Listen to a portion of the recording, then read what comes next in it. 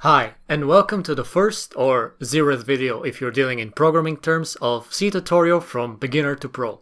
Now, because this name is quite a mouthful and I think it's a bit hard to fit in a YouTube title, from now on I'll be shortening it just to CB2P. So if you see this abbreviation, you know it's for these specific videos. Now, this is a bit more of an introductory video, as in I'll explain what this series will be about, what it will contain, how it will be handled, so on and so forth. So, who is this course for? Well, as the name might suggest, it's for beginners, so if you have zero programming experience, that is, you have never quite programmed anything before, you kind of know that someone types something on a computer and then it does some magic and it creates something, great. These videos are for you. The very first few 2 or 3 videos will be dealing with very basic stuff, and I'll try to explain them in as much detail as possible. So even if you have had no experience, by the end of the 5th or 6th video, you'll be able to create basic programs. Now, you can also be new to C, as in you might have had other programming experience with other languages. Great, these videos can also help you learn a new language. Just skim through the first few videos to get acquainted to the syntax of C, or I might make a video that presents as a summary the first 6 videos for you. Or you might be intermediate, as in you just want to get more advanced knowledge. In that case, great, you can still find use in this series, as the later videos will deal with more complicated topics like threading, synchronization, file descriptors, and so on. The benefit of this series is that you can jump at any point and start from there. You don't need to watch everything to understand anything, just start from the point you believe will be best for you. People interested in robotics and embedded software can also benefit from this series, as C is used in both quite a lot. Anyways, let's go to a basic overview of C. First, a bit of history. C was developed in the early 70s, so it is quite the old language. It predates me by quite a lot, and I think most software engineers that nowadays work in professionally are younger than C. It is quite low level, so it is not quite assembly, but it is quite close. Assembly is just writing machine instructions in a human readable format. C is also not as high level as Java, so although you do have some abstraction from the hardware, as C is meant to be portable between different architectures, you still kind of manage a lot of low level things yourself. Like, for example, Java has memory management done for you with its garbage collector and such things, while in C you do have to do all of this yourself, and there's benefits to that and there's drawbacks, as with anything. C is also imperative and procedural. It's not object-oriented like Java or C++. It's also not functional programming like Scala or Haskell. It is procedural, so we deal with procedures that are executed. This will become what is clear as we start dealing with C. And it is also imperative, which I think is pretty much the de facto standard nowadays for programming languages, meaning you execute each line as a single instruction. If you see a .c file, you know that this is the source code of someone's program before it has been compiled to the bytecode, and what is compiling will become clear later on. If any of these words are a bit confusing to you, or you have no idea what is going on, that's fine. You might be just a beginner or just have no knowledge in the more theoretical things. That is fine. They will become clear as the series progresses. C also has little to no safety checks, so there's no error handling or exception handling like in Java. So for example, dividing by 0 will just result in your program crashing, or which is just segfaulting in C. Also writing in memory locations which you're not supposed to, overflowing arrays, all of that is just segfaulting. There's no safety checks. You do have to check every exception by yourself. Also, as I said, C does not have memory management, therefore you do have to allocate and free memory by yourself. You can also write in pretty much any memory you choose, but at some points you are not allowed to, like in the data segment, so your program will just segfault if you try that. And also C initially was meant to target very old computers, which were quite slow. Nowadays it targets mostly embedded systems, as they're more similar to them.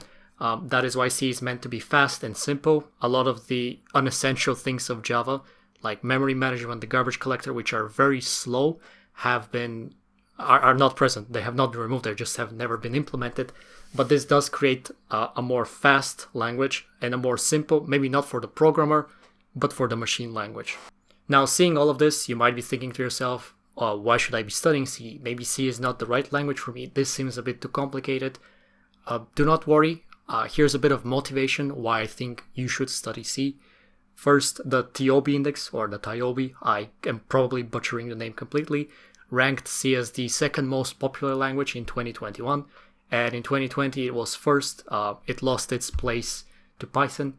Now this index does measure how often this language has been queried, like how many times people have Google search, for example, for this language, and it can simply mean that C is just a complicated language and people have a lot of issues with it. To present further statistics, GitHub, which measures how many lines of code of a single language have been committed to GitHub, measures C as the 10th most popular programming language, and Indeed has put it as the top 10 highest paying programming language.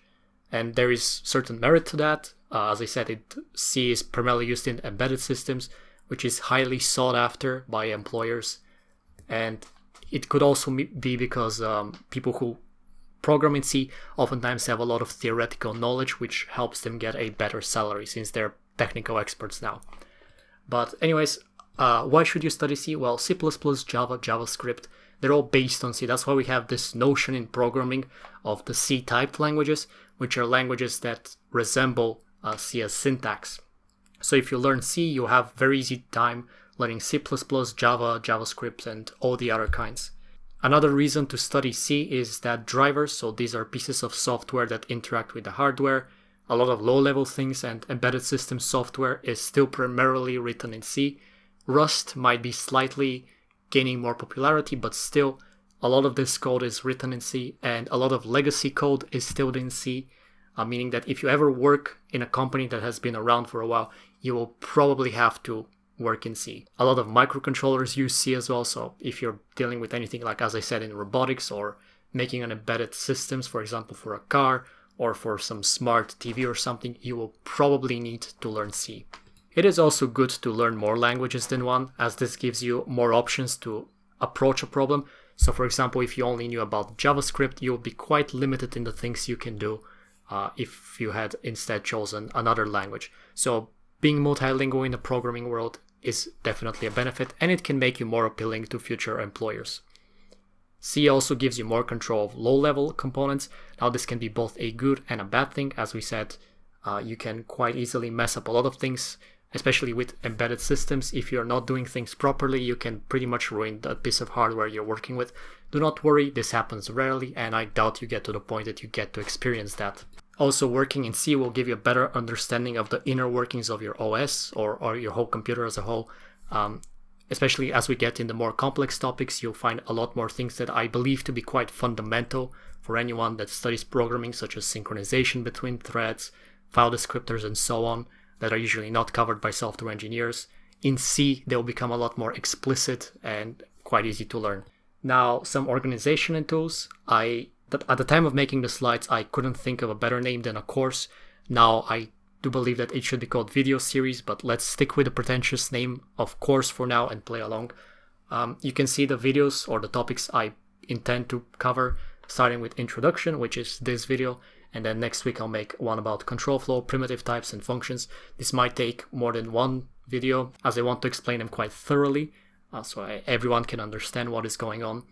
And you can see other topics then follow, such as conditional statements and loops, which will allow you to make very basic programs, but pretty much 80 to 90% of the programs you can already make just with these tools. Later on, you can see the really fun things such as processes and inter-process communication, threading, interrupts, error handling. All of that will be in later videos.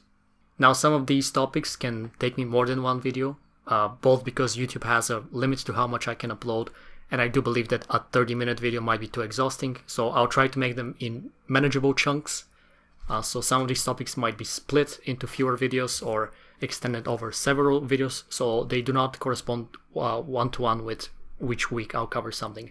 And in between each topic, so actually every week, I'll make something like a more hands-on experience, although the other videos will also present some code.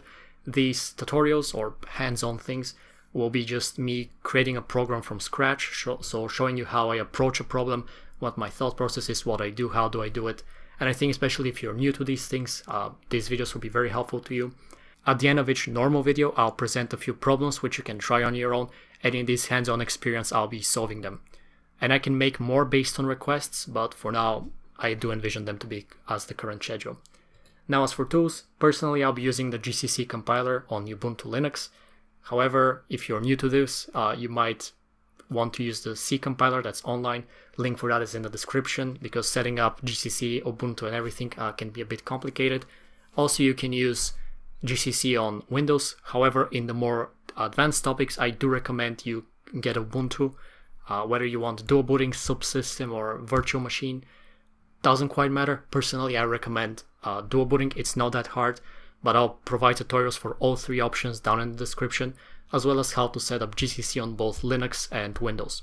Later on, we will also be using GDB and Valgrind, but these are for debugging, and they'll become clear what they are when the time comes.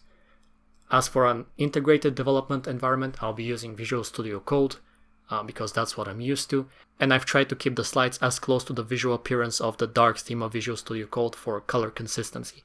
You can also use Vim or Notepad or whatever, doesn't matter what you choose to write your code in, as that is just a text editor. And all my code will be on GitHub, which I will link down in the description.